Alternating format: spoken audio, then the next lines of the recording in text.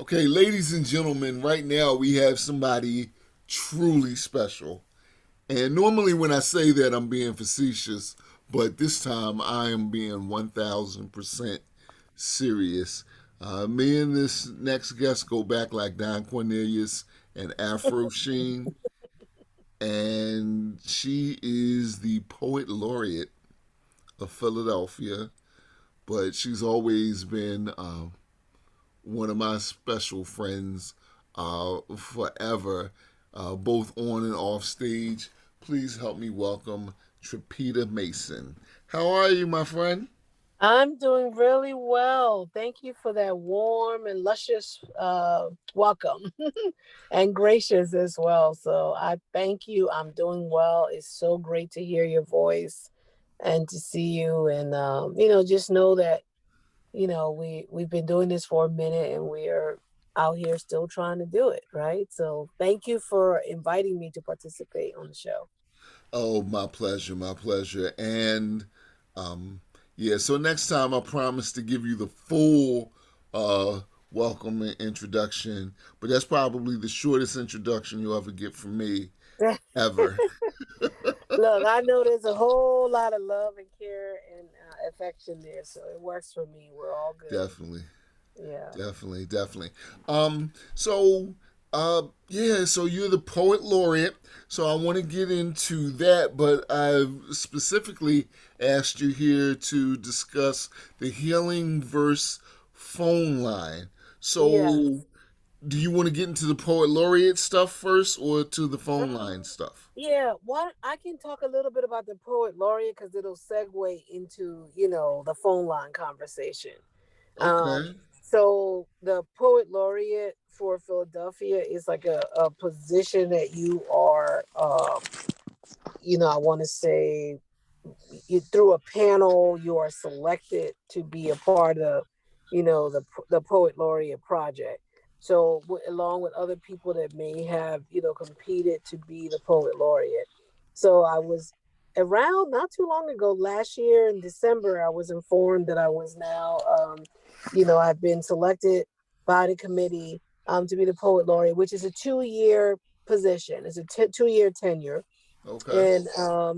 And I'm in my second year. So this happened in December, and then in everything happened with the pandemic. A couple months later, I was like planning, excited, getting ready to do all these cool things, and then we had the pandemic. So I just had to pivot. Poet laureate, you don't have to do a project per se. You just have to represent the city as like the poetry ambassador, so to speak. Right. But I'm following through the footsteps of, like Yolanda Wisher, uh, Raquel Salas Rivera, Sonia Sanchez, all these great people that have been poet laureate. And I really, for me personally, I didn't want it to be just a title and not meaningful. So the first year I did a lot of activities, did readings, just some little things here and there. I was already starting to do workshops in the schools, and then COVID came. Right. So the project, Healing Verse Poetry Line, it's a part of a project that it's just called Healing Verse Philly, which is what I wanted my focus to be when I wrote to the Poet Laureate Committee. Was that I wanted to focus Philadelphia because it's a Philadelphia-based laureate, and I wanted to focus poetry and on in two ways. I wanted to make sure it had a low barrier to entry. I wanted people to find it accessible because I do a lot of my work in the I'm in the shelters, schools, community venues. So Right. I wanted it to be accessible. One. The second thing, I wanted to have a little bit of a focus on mental well-being, mental health, and mental illness awareness, mental health awareness. So that's how the poetry Healing Verse Philly came about. There's three components to Healing Verse Philly. The first one is the phone line, which was just released 2 weeks ago. The second part will be a series of workshops offered to the community for free virtually. And then the third part is creating a public art project in libraries and communities around the theme of poetry and discovery and rain art. So, so I know that's a long thing, and I'll take a pause. But the Healing Verse poetry line, or 1-855 poem RX2, or 1-855-763-6792. It's a line that offers, people calling from the city and all over, an opportunity to dial a toll-free number and hear a new poem every week from a poet that's around the theme of healing and affirming and hopeful and inspiring. And these will be Philly poets for the most part, and they're kind of, sending this healing message, this love message out, to the community.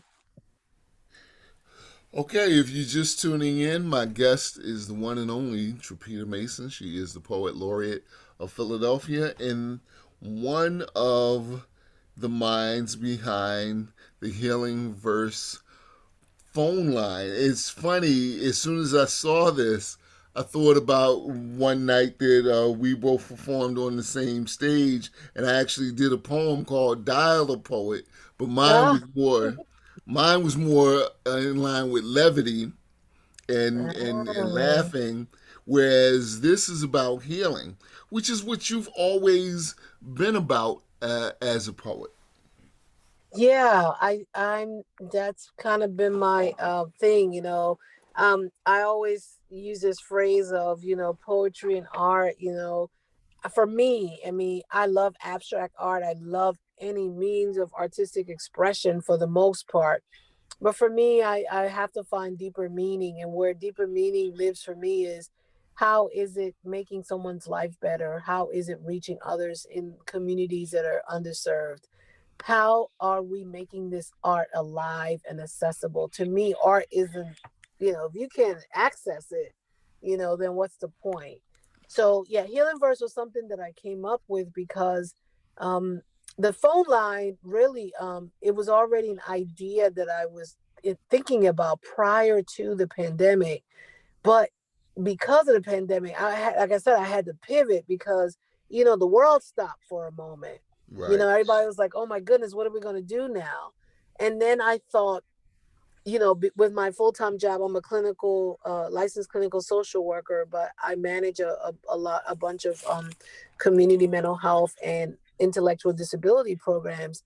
And I thought, man, we're on these Zoom meetings every day. We're on Teams and Google and all this other stuff. And I could do all these wonderful workshops, which I'm hoping to do. But am I getting those people that's like somebody's grandma, and, the little kids or the people in the neighborhood? How can they access this thing? Not to say they don't have access to Zoom and Teams, they do.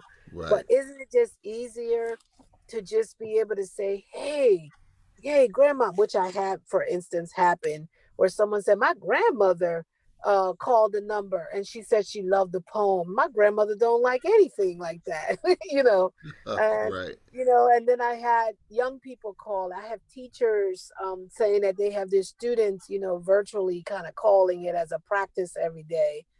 And then I had someone call from the crisis line to say that the resources, so that's another thing. The poetry line also has upcoming events, which we have to put on there, but it also has resources.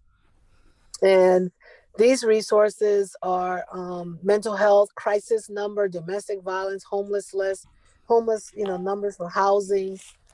So I have those resources, and I was told recently that someone called and said that they had gotten the crisis line number from the Healing Verse Philly poetry line.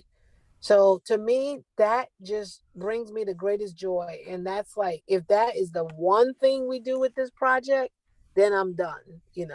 I'm done. Again, we are talking to the one and only Trapeta Mayson, poet laureate of Philadelphia, and we're discussing healing verses. And let me give you that number again. It's 1-855-763-6792 or 1-855 poem RX2. Yes, poem. Yeah, poems are healing too, but it's, yes, you're right. Poem RX too. So yeah, and it took months, to try to figure out the way to do this. So I was kind of quietly trying to work on this, a lot, some trial and error, and lots of back, behind the scene work, to just get the line executed. And I'm trying to figure out. I'm not the world's biggest techie person or messing with all these different things, but I'm learning a lot of new things in this process, Right. and and then trying to stay on top of it whilst all I always say I'm a full-time artist and a full-time employed person in another industry. So I just try to merge the two things. Really, this is the best way I've had of merging the two things. Okay. All right. So let me rewind a little bit, and I don't know how long the poet laureate position has been in your crosshairs, or how long you've been aiming for that. Uh, but are there days that you wake up, or are there times when it's quiet and you think to yourself, "Dang, look, Mama, we made it. Yeah, I'm the poet laureate. I got that." Well, it's funny, Raymond. You've known me for a while. I'm really not built like that. That type of, we Not made from it. not Yeah, from yeah, a braggadocious sense, but yeah. from a standpoint of, wow, this may actually be a big deal.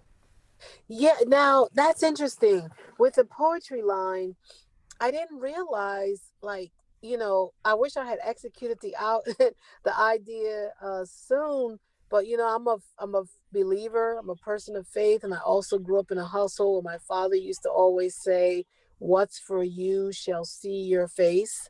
Right. So everything else is going on around you, all these great things are happening, but your time and your way, your place, your season, that'll come. So Okay. it's interesting with the poetry line. I just expected, okay, we'll put the line out there. I'll get these poets to submit, and the free library, they're really helpful with helping me, think this stuff out. I bounced some ideas off of them, and then Cali Writers House just came through recently with a little bit of support. But initially, this was all in my pocket and my own kind of thought behind and thinking about it. And then the responses, I've been seeing, someone, my friend's aunt, who's like an aunt to me, called her and said, "Hey, the poetry line is in the paper in Atlanta, and Yeah. it's on this thing and it's on that platform."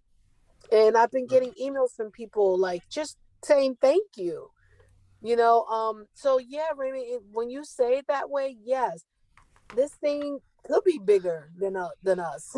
you know I didn't Yes. really think about it that way. I wanted it to have impact, and the bigger than us piece for me was like, oh man, the people in the neighborhoods and the communities, they'll be sharing this number and they'll be calling it, and exactly what I wanted to happen, happen. But an other piece to it is that people are really genuinely excited, and I hear some people calling it like, well, yeah. Hello, Trapeta.